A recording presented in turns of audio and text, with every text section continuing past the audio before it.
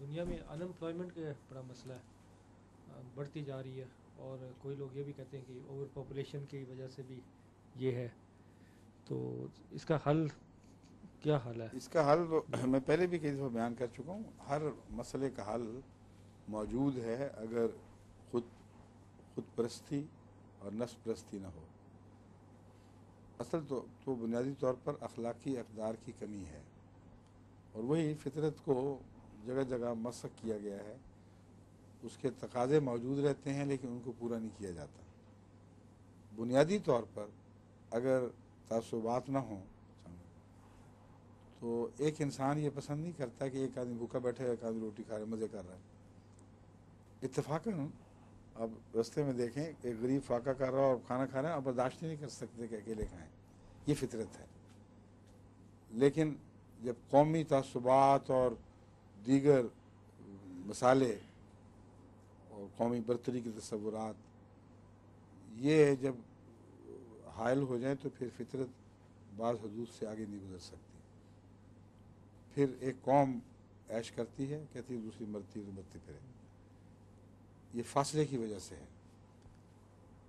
فطرت کو انگیخت کرنے کے لیے مشکل اور مصیبت کو انسان کے قریب لایا جائے تو پھر اٹھ کھڑی ہوتی ہے۔ ایک زخمی کو زخمی حالت میں دیکھیں تو اور رد عمل ہے، ایک زخمی کی خبریں پڑھیں تو اور رد عمل ہے۔ بس یہ جو فاصلے ہیں یہ حائل ہو گئے ہیں، اور یہ انسانی خود ورزی ہے جس کے نتیجے میں رفتہ رفتہ بہت سے مسائل جو ہیں وہ زیادہ گمبھیر ہو رہے ہیں۔ اب اس مسئلے کی طرف میں آپ کو بتاتا ہوں۔ میں نے کسی سوال جواب میں نے کہا تھا کہ بات یہ ہے کہ اگر ساری قوم اپنے مصنوعی اونچے کیے ہوئے معیار کو چھوڑنے پر آمادہ ہو جائے تو کبھی بھی یہ جو مسئلہ ہے ان امپلائمنٹ کا یہ قوم کو تنگ نہیں کر سکتا۔ میں اس کی مثال دی تھی کہ بجائے اس کے کہ بعضوں کو لوڈ شیڈنگ کر کے فاقوں پر مجبور کریں، جو اچھے کھاتے پیتے بڑی تنخواہیں ہیں اس سے کام میں گزارے ہو سکتے ہیں۔ جہاں تک گزارے کا تعلق ہے، جو تنخواہیں ملتی ہیں انگلستان میں بھی مزدور کو بھی روٹی شریفانہ روٹی کھانا اور سادہ کپڑوں میں گزارا کرنا اس سے آدھی سے بھی کم میں بھی ہو سکتا ہے۔ اکثر جو تنخواہوں یا آمدن کے اخراجات ہیں وہ فرائض پر نہیں، وہ ان کے سو کالڈ نوافل پر ہیں۔ شراب نوشی پر ہے، اچھی کار، اب کار تو ہے گزارا لیکن اچھی کار ہونا بڑا زمین آسمان کا فرق ہے، اور پھر ہر قسم کے زوائد جو سوسائٹی کو رنگین بناتے ہیں۔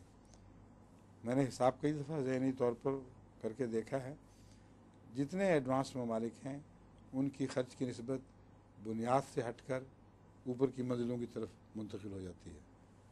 ان کے نوافل پر زیادہ خرچ ہو رہا ہے، فرائض پر کم ہو رہا ہے۔ اس لیے اگر میں نے ایک مثال دی تھی کہ اگر تنخواہیں کم کر دی جائیں اور اپنی اکانومی کو مضبوط کرنے کی خاطر کیلکولیٹ کر کے باقاعدہ حکومت کی طرف سے مشاورتی بورڈ ہوں، وہ کہیں کہ ہاں تم نے باہر سرفیس پہ رہنا ہے، تمہیں انڈسٹری تمہاری فیل تو نہیں کر سکتی، اس لیے بجائے اس کے کہ 100 میں سے 20 آدمی نکالو، 20% تنخواہیں کم کرو، تو سارے مل کے سفر کریں، اور پھر قوم دوبارہ جب توفیق ملے پھر تنخواہیں اوپر جا سکتی ہیں۔ یہ عجیب اتفاق ہوا ہے کہ بات میں پہلے کہہ چکا ہوں۔ مجھے کسی نے جرمنی سے لکھا کہ جرمنی میں بین ہی یہی چیز نافذ کر دی گئی ہے آج کل۔ جاپان میں بھی ہے اچھا مجھے نہیں پتا۔ ان کو خاص طور پہ یہ اعتراض کرتے ہیں کہ وہ کمپنی پالتی ہے اپنے ورکرز کو، جی، تو ایسے ورکرز جو بظاہر کوئی کام نہیں کر رہے ہوتے وہ جاتے ہیں باقاعدہ اور وہاں پہ کام دیتے ہیں کچھ نہ کچھ، کوئی کہ وہ کمپنی ان کو نہیں وہ تو ہے نا اسی تنخواہ پر۔ میں یہ بات کر رہا ہوں کہ تنخواہ کم کر کے شیئرنگ ہے۔ جب انسان قوم کی اچھی حالت شیئر کرتا ہے تو اس کا اخلاقی فرض ہے کہ اس کی بری حالت کو بھی شیئر کرے۔ اگر یہ شیئرنگ شروع ہو جائے، غربت کی شیئرنگ، تو اکثر مسائل ختم ہو جائیں گے، اور یہ جو سلمس آ کر انڈسٹریاں ڈسٹرائے ہو جاتی ہیں وہ بھی ٹھیک ہو جائے گا۔ سب ہو سکتا ہے، ایک بڑا فیکٹر ہے اس میں۔